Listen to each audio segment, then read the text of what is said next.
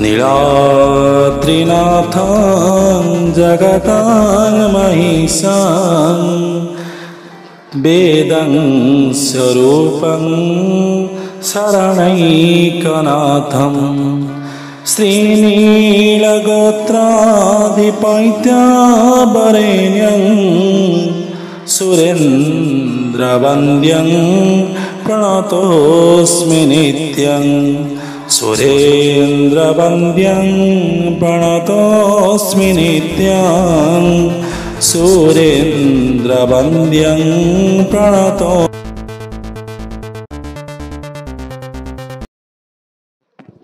जय मां मंगला, जय शनिदेव।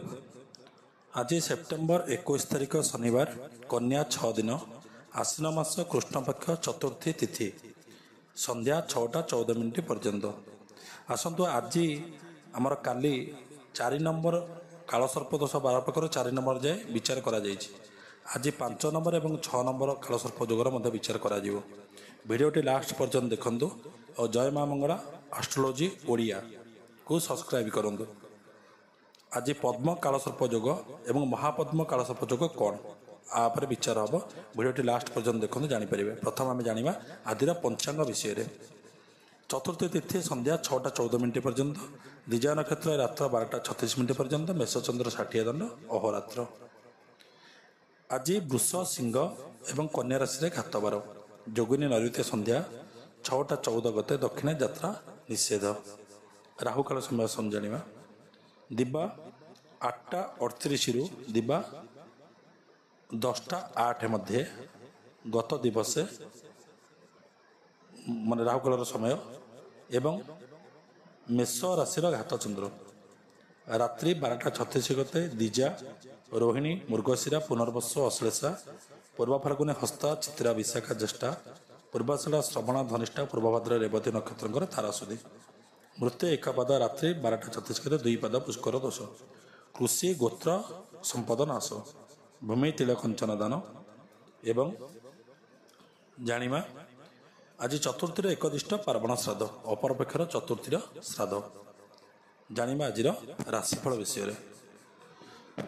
मेष राशि व्यक्ति विशेष दिनटी किपरि कटिब आसंतु जानिमा। व्यवसाय सफलता लाभ करेंगे, धैर्य जो समस्त कार्य विजय लाभ करेंगे। चाकरी क्षेत्र में अत्यधिक परिश्रम करने को पड़ पारे। शारीरिक असुस्थता देखा दे पारे। महिला माने धर्म कार्य मन बढ़ाइबे। छात्र छात्री माने सफलता लाभ करेंगे। तापर जानिमा वृष राशि व्यक्ति विशेष दिनटी किपरि कटिब। कर्मक्षेत्र में हैरान हो पारती।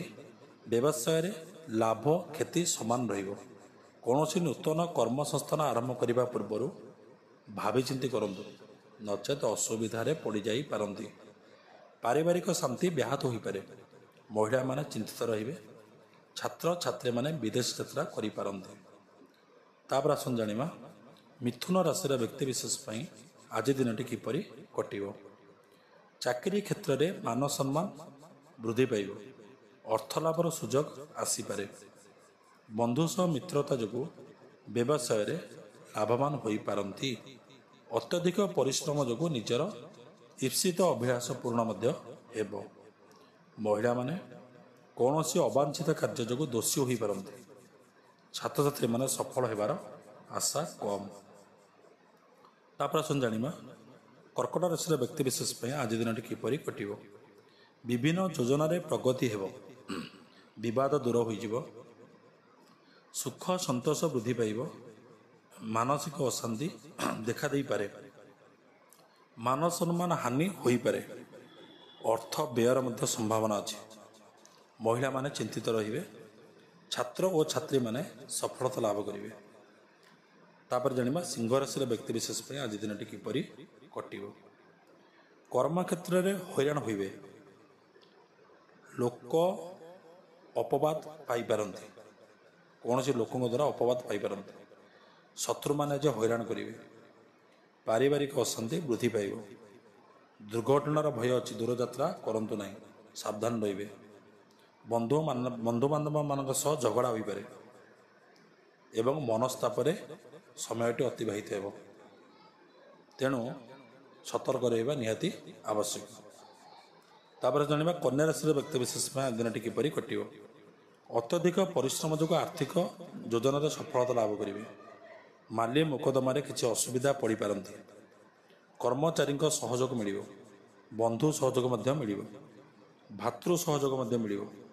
ମହିଳାମାନେ ଆନନ୍ଦରେ ସମୟ ଅତିବାହିତ କରିବେ। ଛାତ୍ର ଓ ଛାତ୍ରୀମାନେ ପରିଶ୍ରମ ଦ୍ୱାରା ସଫଳତା ଲାଭ କରିବେ। ତାପରେ ଜାଣିବା ତୁଳା ରାଶିର ବ୍ୟକ୍ତିବିଶେଷ ପାଇଁ ଆଜି ଦିନଟି କିପରି କଟିବ। ଆପଣଙ୍କର ବାଧାବିଘ୍ନ ଆଜି ଦୂର ହେବ। ଧୀରେ ଧୀରେ ମାର୍ଗ ପ୍ରଶସ୍ତ ହେବ। କିଛି କାର୍ଯ୍ୟରେ ବାଧାବିଘ୍ନ ହୋଇପାରେ। ମାନସିକ ଅଶାନ୍ତି କିଛି ବୃଦ୍ଧି ପାଇବ। ସନ୍ତାନ ସନ୍ତାନଙ୍କ ପାଇଁ ଚିନ୍ତିତ ରହିବେ। ମହିଳାମାନେ ଧର୍ମପରାୟଣ ହେବେ। ଛାତ୍ରଛାତ୍ରୀମାନେ ପରିଶ୍ରମ ଦ୍ୱାରା ସଫଳତା ଲାଭ କରିବେ। ତାପରେ ଜାଣିବା ବିଛା ରାଶିର ବ୍ୟକ୍ତିବିଶେଷ ପାଇଁ ଆଜି ଦିନଟି କିପରି କଟିବ। ବ୍ୟବସାୟ କ୍ଷେତ୍ରରେ ଲାଭବାନ ହୋଇପାରନ୍ତି। ନିଜ ଉପରେ ଭରସା ରଖି ଆଗକୁ ଅଗ୍ରସର ହୁଅନ୍ତୁ। ନିଶ୍ଚିନ୍ତ ସଫଳତା ଲାଭ କରିବେ। କୌଣସି ଜରୁରୀ କାର୍ଯ୍ୟ ତରବରିଆଇ ନିଷ୍ପତ୍ତି ନିଅନ୍ତୁ ନାହିଁ। ସୁଖ ସମୃଦ୍ଧି ବୃଦ୍ଧି ହେବ। ମାନ ସମ୍ମାନ ବି ବୃଦ୍ଧି ହେବ। ମାନସିକ ଅଶାନ୍ତିରେ କିଛି ସମୟ ଆଜି ଅତିବାହିତ ହୋଇପାରେ। ତେଣୁ ସତର୍କ ରହିବା ଜରୁରୀ ଆବଶ୍ୟକ। ତାପରେ ଜାଣିବା ଧନୁରାଶିର ବ୍ୟକ୍ତିବିଶେଷ ପାଇଁ ଆଜି ଦିନଟି କିପରି କଟିବ। କୌଣସି ନୂତନ ଯୋଜନାରେ ଆରମ୍ଭ କରିପାରନ୍ତି। ବ୍ୟବସାୟରେ ଉନ୍ନତି ହେବ। ବନ୍ଧୁ ସହଯୋଗ ମଧ୍ୟ ମିଳିବ। ଋଣ ଆଦାନ ପ୍ରଦାନ କରନ୍ତୁ ନାହିଁ। କାରଣ ଆଜି ଋଣ ଆଦାନ ପ୍ରଦାନ କଲେ ଅଶାନ୍ତି ସୃଷ୍ଟି ହେବ। କିଛି ମାତ୍ରାରେ କୌଣସି କ୍ଷେତ୍ରରେ ଅଶାନ୍ତି କିଛି ସୃଷ୍ଟି ହେବ। ମାନ ସମ୍ମାନରେ ବୃଦ୍ଧି ପାଇପାରେ ଏବଂ ଆଜି ଛାତ୍ରଛାତ୍ରୀମାନେ ଉଚ୍ଚ ଶିକ୍ଷା ଲାଭ କରିବେ। ତାପରେ ଜାଣିବା ମକର ରାଶିର ବ୍ୟକ୍ତିବିଶେଷ ପାଇଁ ଆଜି ଦିନଟି କିପରି କଟିବ। କର୍ମକ୍ଷେତ୍ରରେ ଅତ୍ୟଧିକ କାର୍ଯ୍ୟ ବ୍ୟସ୍ତତା ଯୋଗୁଁ ବ୍ୟସ୍ତ ରହିବେ। ମାଲି ମୋକଦ୍ଦମାରେ ସାଧାରଣ ସଫଳତା ମିଳିବ। ଶତ୍ରୁମାନେ ଆଜି ପରାଜିତ ହେବେ। କିଛି ଧନ ମଧ୍ୟ ଲାଭ ହୋଇପାରେ। ନୂତନ ଗୃହ ନିର୍ମାଣରେ ସୁଯୋଗ ଆସିବ।